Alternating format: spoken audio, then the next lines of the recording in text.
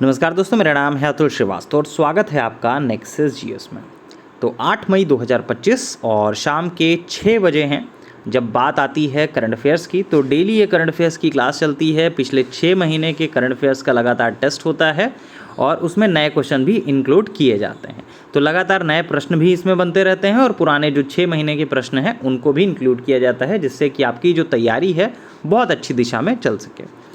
तो हमारा जो मुख्य उद्देश्य है, जो आपका आगामी एग्जामिनेशन हो 2-4 महीने में, तो वो आपको कवर करते रहें और अगला अगर 10 दिन में भी है तब भी वो आपका कवर कर लेगा। ठीक है, तो इसी तरह से हमारी ये सीरीज़ चल रही है।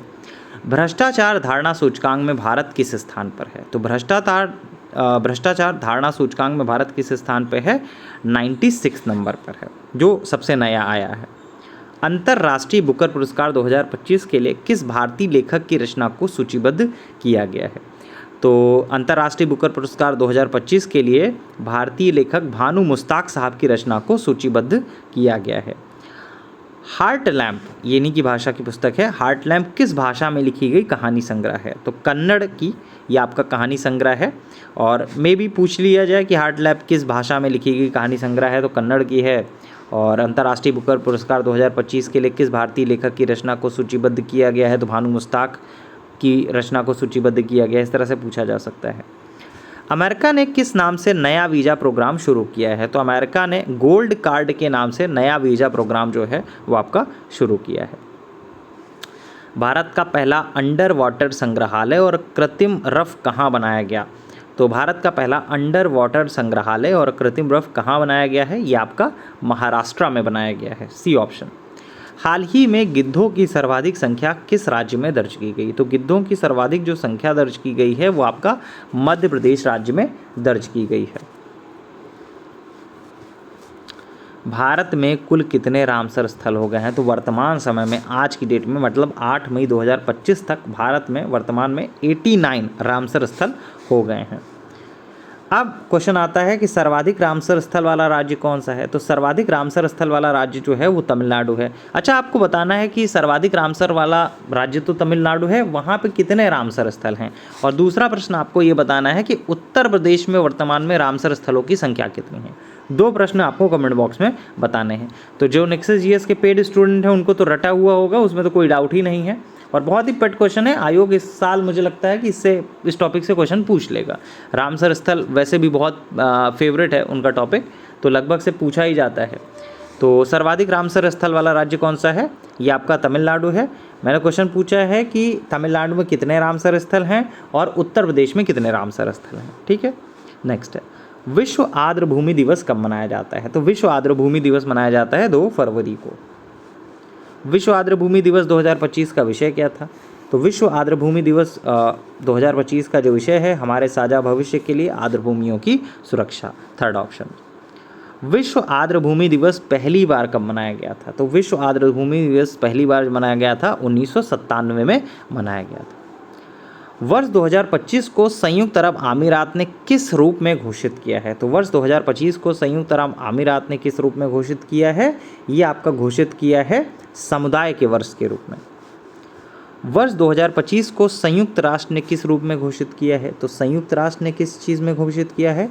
अंतर्राष्ट्रीय हिमनद ग्लेशियर संरक्षण वर्ष के रूप में घोषित किया है। बी ऑप्शन सही होगा, सेकेंड ऑप्शन सही होगा।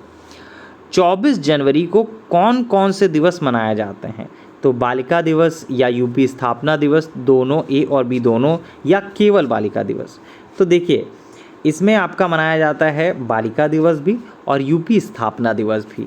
तो दोनों, ए और बी दोनों ही सही हैं, मतलब थर्ड ऑप्शन जो है इसका सही है। और बहुत पूछा जाता है, चाहे वो बालिका दिवस के बारे में पूछ लिया जाए, चाहे यूपी स्थापना दिवस के बारे में पूछ लिया जाए, दोनों क्वेश्चन आपके पाठ्य आयोग के पूछे ही जाते हैं।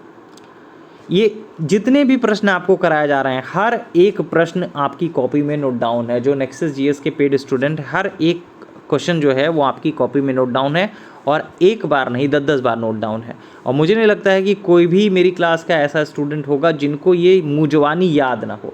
मैं ये नहीं कह रहा हूँ कि उनको पता होगा, उनको याद होगा, मैं ये जान रहा हूँ। तो जो लगातार पढ़ रहे हैं मैं उनकी बात बता रहा हूँ, डेली जो लिखते हैं उनकी बात बता रहा हूँ, क्योंकि हमारी क्लास में लगातार डेली लिखाया जाता है, उनको पीडीएफ नहीं प्रोवाइड की जाती कि करंट अफेयर्स का डेली पीडीएफ दे दिया जाएगा। जो पीडीएफ दिया जाता है वो अलग है, जो क्लास में लिखाया जाता है वो चीज़ें अलग हैं। 23 जनवरी को कौन सा दिवस मनाया जाता है? तो 23 जनवरी को कौन सा दिवस मनाया जाता है? पराक्रम दिवस के रूप में मनाया जाता है। देखिए मैं फिर से बता दूं, क्लास में तो मैं बताता ही रहता हूं, यहाँ पे भी बता देता हूं इस चीज़ के बारे में कि पढ़ना महत्वपूर्ण नहीं है, आपको याद रखना महत्वपूर्ण है। तो उतनी ही चीज़ें आपको पढ़नी है या याद रखनी है जो आपके दिमाग में सेव हो सकें, ठीक है। तो जैसे आपका जो समीक्षा अधिकारी का पेपर होगा 140 नंबर का जीएस आता है और 60 नंबर की हिंदी आती है। हिंदी का आपका जो टेस्ट पेपर चल रहा है वो सुबह 8 बजे चलता ही है। तो अगर 60 में से 55 नंबर आपने उधर गेन कर लिए, प्रैक्टिस अगर अच्छी करेंगे और लगातार टेस्ट सीरीज सॉल्व कर रहे हैं हमारी, तो 60 में से 55 गेन कर ले जाएंगे।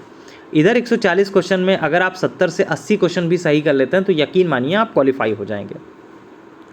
और जो इस तरह से तैयारी करे कि 140 में 120 क्वेश्चन सही करने हैं समीक्षा अधिकारी में जीएस में, वो पॉसिबल ही नहीं है।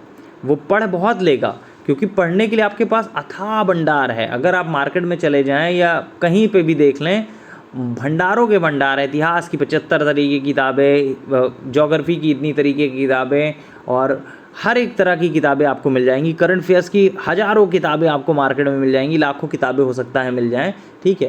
कंटेंट आपको ढूंढना है कि आपके एग्जामिनेशन में क्या पूछा जा रहा है, जो एग्जामिनेशन में पूछा जा रहा है वो आपको तैयार करना है, ना कि सारा का सारा डाटा। क्योंकि पढ़ तो आप सब लेंगे लेकिन वो तैयार नहीं हो पाएगा। अक्सर आप लोगों ने देखा होगा कि करंट अफेयर्स का लास्ट में ही लोग तैयार करते हैं, लेकिन लास्ट में नहीं तैयार करना, लास्ट में आप तैयार ही नहीं कर पाओगे, क्योंकि ये पढ़ने की चीज़ नहीं है ना समझने की। ये याद करना पड़ेगा कि वर्तमान में आपका मुख्य सूचना आयुक्त कौन है, मुख्य चुनाव आयुक्त कौन है, ठीक है।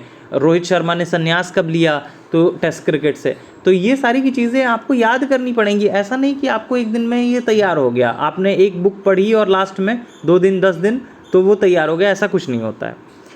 चलिए, तो इसका एक सिंपल सा तरीका है, और सिंपल सा तरीका यही है कि इस चीज़ को आपको लगातार याद करना होगा, डेली इसको पढ़ना होगा। नेक्स्ट है, किस भारतीय संस्था ने दुनिया का सबसे शक्तिशाली हाइड्रोजन संचालित ट्रेन विकसित किया है? तो किस भारतीय संस्था ने दुनिया का सबसे शक्तिशाली हाइड्रोजन संचालित ट्रेन जो है वो आपका विकसित किया है? तो ये जो विकसित किया है ये आपका किया है भारतीय रेलवे ने। नेक्स्ट पॉइंट है, पहला लोकपाल स्थापना दिवस कब मनाया जाता है? पहला जो लोकपाल स्थापना दिवस मनाया जाता है वो आपका मनाया जाता है 16 जनवरी को मनाया जाता है। लोकपाल स्थापना दिवस कब मनाया जाता है? 16 जनवरी को मनाया जाता है। नेक्स्ट है, भारत किस स्थान पर मेट्रो नेटवर्क के मामले में आता है? तो मेट्रो नेटवर्क के मामले के बारे में अगर बात करें जाए तो भारत जो है वो तीसरे नंबर पर आता है।